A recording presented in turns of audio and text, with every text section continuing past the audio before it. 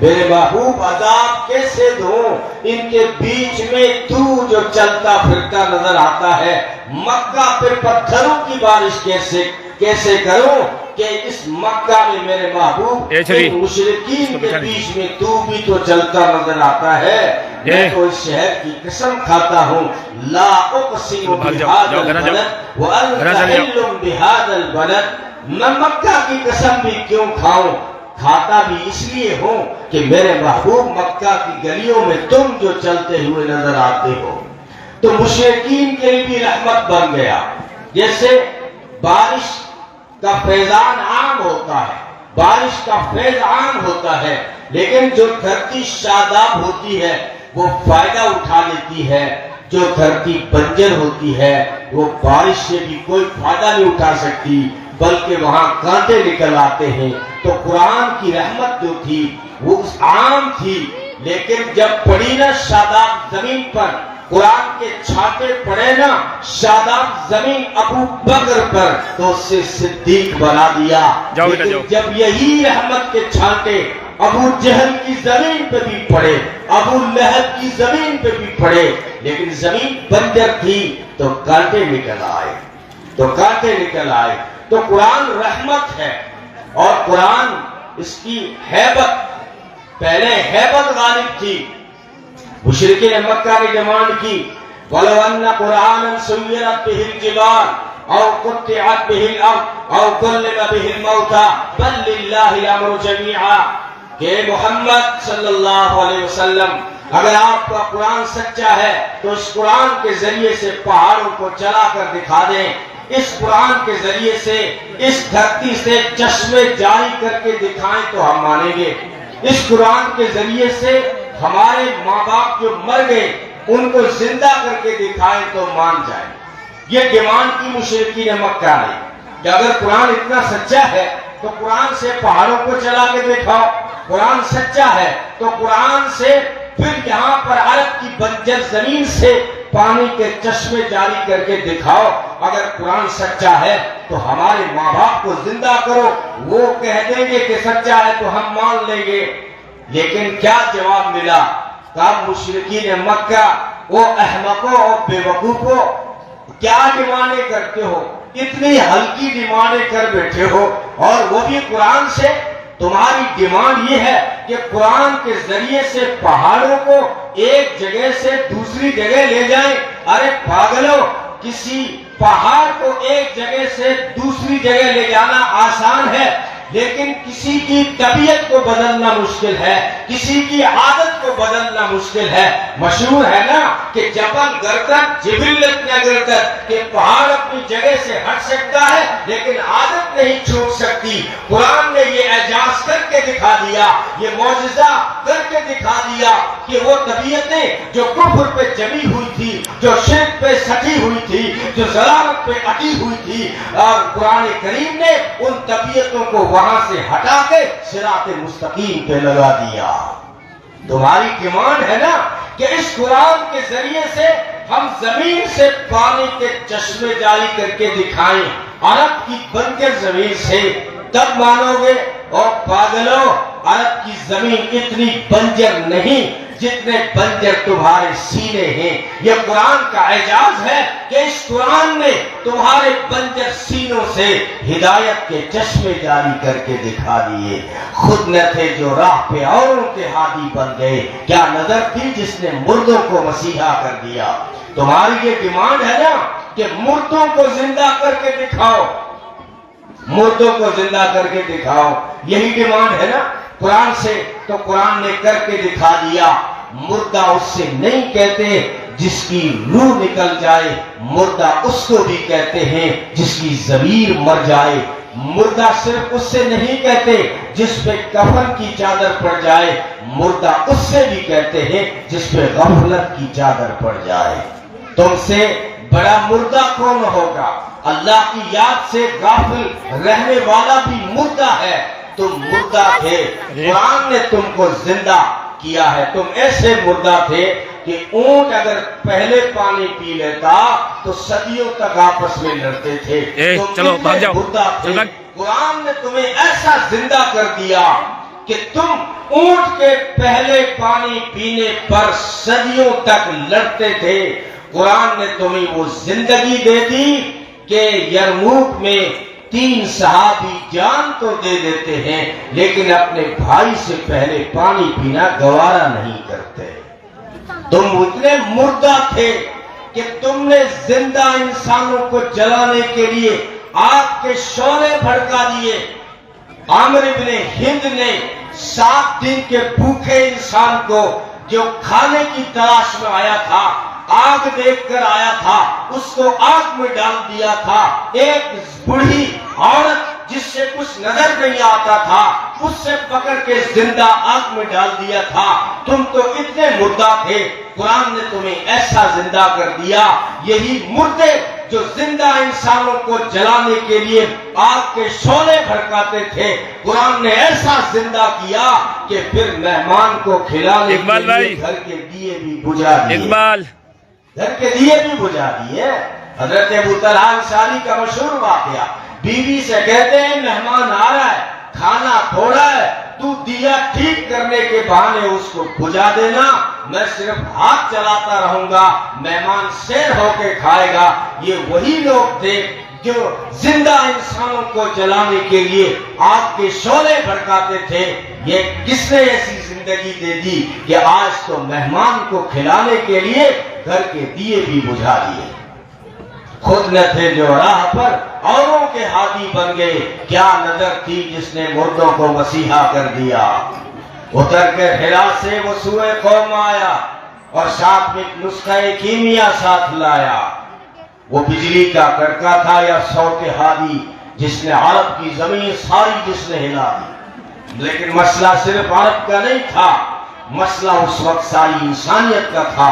قرآن جب نازل ہو رہا تھا، مسئلہ عرب کا نہیں تھا، مسئلہ یہ نہیں تھا کہ باپ اپنی بیٹی کو زندہ گاڑ رہا تھا، بلکہ مسئلہ یہ تھا کہ سارے انسان مل کر انسانیت کو مٹی میں دفنانے جا رہے تھے۔ یہ قرآن نے ان کو زندگی دی۔ اللہ کی اس نعمت کو یاد کرو جب تم جہنم کے کنارے پہ کھڑے تھے، محمد عربی صلی اللہ علیہ وسلم نے آ کر تمہیں اس آگ سے، اس جہنم کی آگ سے بچا لیا۔ تو قرآن پہلے ہیبت تھا اور پھر یہ برکت بنا۔ قرآن برکت ہے، نبی کا فرمان ہے تبرک بالقرآن، اور قرآن کریم میں بھی کہا گیا کتاب انزلناہ الیک مبارک وہذا کتاب انزلناہ مبارک، یہ کتاب میرے محبوب جو ہم نے دی ہے بڑی برکتوں والی کتاب ہے۔ اور نبی نے فرمایا مسلمانوں اس قرآن سے برکت حاصل کرو۔ برکت یہی تو ہے نا شکایت، بہت صاحب تاپیز بنا کے دو، ہمارا برکت کو لاتے ہیں، آتا دکھے جاتا کون دکھے، کما کے تھک گیا اور جو ہے گھر ڈیمانڈا پوری کو نہیں ہوا ہے۔ تو یہ برکت جو نظر نہیں آ رہی ہے نا، تو سب سے بڑا جو ہے ہمارے لیے برکت کا ذخیرہ موجود ہے۔ نبی نے فرمایا برکت چاہتے ہو تو قرآن سے برکت حاصل کرو۔ گھر میں اگر برکت چاہتے ہو گھر میں قرآن کی تلاوت کیا کرو، دکان میں برکت چاہتے ہو دکان میں جو ہے قرآن کی تلاوت کیا کرو۔ گجراتی مسلمان کی طرح گجراتی مسلمان اپنی دکان پہ بیٹھ کے بھی خدا کا قرآن پڑھتا ہے۔ ہم راجستھانی مسلمان بھی ایسے ہو جائے۔ قرآن اب رمضان آ رہا ہے، علامہ عبدالشکور دین پوری فرمایا کرتے تھے یہ رمضان قرآن میں آیا، قرآن رمضان میں آیا، یعنی قرآن کا رمضان کا ذکر قرآن میں آیا اور قرآن کا نزول رمضان میں آیا۔ آپ پوچھیں نا رمضان کی اتنی عزت کیوں ہے، اتنا احترام رمضان کا کیوں ہے؟ روزہ رکھنے کی وجہ سے یا تراویح پڑھنے کی وجہ سے؟ قرآن یہ جواب نہیں دیتا۔ قرآن کہتا ہے شہر رمضان الذی انزل فیہ القرآن، یہ رمضان تو اسی لیے قابل احترام ہے، اس میں خدا کا قرآن آیا ہے۔ یہ رمضان اسی لیے قابل احترام ہے کہ اس میں خدا کا قرآن آیا ہے۔ پوچھئے نا قرآن کریم سے کہ لیلۃ القدر کی اتنی قدر کیوں ہے؟ مسجدیں بھر جاتی ہیں، لوگ گھروں میں عبادتیں کرتے ہیں، ساری رات جاگ کر اپنے رب کو یاد کرتے ہیں، لیلۃ القدر کی اتنی قدر کیوں ہے؟ تو قرآن کہتا ہے لیلۃ القدر کی اسی لیے قدر ہے. ایک اللہ والے سے پوچھا گیا کہ شب قدر کب ہوتی ہے؟ فرمایا جس رات کی تو قدر کر لے وہی رات قدر کی رات ہے. جس رات کی بھی تو قدر کر لے وہ رات تیرے لیے قدر کی رات ہے. تو قرآن کہتا ہے اِنَّا أَنزَلْنَاهُ فِي لَيْلَةِ الْقَدْرِ. یہ لیلۃ القدر اسی لیے قابل قدر ہے، اس میں خدا کا قرآن آیا ہے. یہ قرآن کی وجہ سے، قرآن سے جس نے بھی رشتہ جوڑا وہ سردار بن گیا. لکڑی معمولی سی رحل اور کوئی کے ہاتھ لگ گیا تو چولہے میں گال دیتے ہو. بڑی عالم مول صاحب کے ہاتھ لگی اور مول صاحب نے جا کے کہا کارپیٹر سے، ستھار سے رحل بنا کے دو قرآن کی. وہ لکڑی جب رحل بنی اس کو سینے سے لگایا ہے نا، عزت ملی اس لکڑی. کپڑے کا معمولی سا ٹکڑا تھا لیکن جب اس قرآن کا جزدان بن گیا تو پھر اس کو پیشانی سے لگایا جاتا ہے، اس کو بوسے دیے جاتے ہیں. ارے کپڑے کو عزت کیوں ملی، لکڑی کو عزت کیوں ملی؟ اس لیے کہ انہوں نے اپنا رشتہ قرآن سے جوڑ لیا ہے. مسلمان ذلیل و خوار کیوں ہے؟ اس لیے کہ اس نے ابھی تک قرآن سے رشتہ نہیں جوڑا ہے. ڈیمانڈ جو ہوٹل پہ بیٹھ کے چرچائیں کرتے ہیں مسلمان بے قوت کیوں ہے، مسلمان کی ہوا نکلی ہوئی ہے، مسلمان کا اسٹیٹس کیوں گر گیا، مسلمان کا ویلیو ختم کیوں ہو گیا. اتنی بڑی تعداد میں ہیں، خزانے سب ان کے پاس ہیں. سونے کے خزانے مسلم کے پاس، تیل کے خزانے مسلم کے پاس، بڑی بھاری تعداد میں کئی ملکوں میں حکومتیں کرتے ہیں. ہوا کیوں نکلی ہوئی ہے؟ یہ تو ہماری باتیں ہیں. کوئی کہتا ہے یار ان کو انگلش نہیں آتی اس لیے پیچھے ہیں. کوئی کہتا ہے تعلیم میں پیچھے ہیں اس لیے پیچھے ہیں. کوئی کہتا ہے یہ حکومت میں نہیں ہے، سیاست میں پیچھے ہیں اس لیے پیچھے ہیں. یہ ساری باتیں صحیح ہیں. بے شک ہم تعلیم میں پیچھے ہیں، اگر تعلیم میں آگے ہوتے تو ہر جگہ بھی آگے نظر آتے. لیکن علامہ اقبال نے کہا، میں بھی ایک وجہ بتا دیتا ہوں کہ مسلمان ذلیل و خوار کیوں ہے. اقبال نے قلم اٹھایا اور کہا وہ معزز تھے زمانے میں مسلمان ہو کر اور تم ذلیل و خوار ہوئے قرآن چھوڑ کر. اقبال نے تو یہ کہا تارک قرآن ہو کر، یعنی قرآن کو چھوڑ کے ذلیل و خوار ہوئے. اس لیے دیکھو چھوٹی چیزیں اگر قرآن سے رشتہ جوڑ کے عزت پا سکتی ہیں تو ہم مسلمان قرآن سے رشتہ جوڑے تو عزت ہمیں کیوں نہیں مل سکتی. اس لیے اپنا رشتہ قرآن سے صحیح معنی میں، رسمن نہیں. کوئی مر گیا، دادی کا انتقال ہو گیا، مول صاحب کو ٹابرا میں لے کے آئیو کو ساتھ پیٹی بھی لائیو، اب قرآن کو یاد کی. حالانکہ اقبال کہتا ہے یہ زندوں کی کتاب ہے، زندہ لوگوں کو زندگی بتانے کے لیے آئی ہے، مردوں کی نہیں ہے. یہ مردوں کے لیے ہم نے اس کو ثواب کی چیز سمجھ لیا. یہ صرف ثواب کی نہیں ہے، زندگی کے اصول دیتی ہے، زندگی کے راستے بتاتی ہے. اس لیے قرآن کو کریم کو سمجھ کے بھی پڑھیں. اللہ کیا کہنا چاہتا ہے 30 پاروں میں. رمضان آ رہا ہے، ترجمے کے ساتھ قرآن کو پڑھیں، قرآن کو سیکھیں، اپنے ہر بچے اور بچی کو قرآن کی تعلیم دلائیں. عصری علوم کے ساتھ ایک بچی نے تقریر بھی کی کہ اسلام دوسرے علوم حاصل کرنے سے منع نہیں کرتا، بلکہ ہمارے اداروں کی پہلے ترتیب یہی تھی کہ ایک ہی جگہ پہ سارے علوم پڑھائے جاتے تھے. یہ انگریز کی سازش تھی تو اس نے اپنے اسکولی نظام سے اسلام کو نکالا اور پھر جس وقت ملک تقسیم ہوا اور آزاد ہوا اس وقت ہمارے اکابرین کے لیے سب سے بڑی فکر کی جو چیز تھی وہ یہ تھی کہ اس دیش میں اسلام کو کیسے بچایا جائے، اس دیش میں قرآن کو کیسے بچایا جائے. کیونکہ انہوں نے قسم کھائی تھی.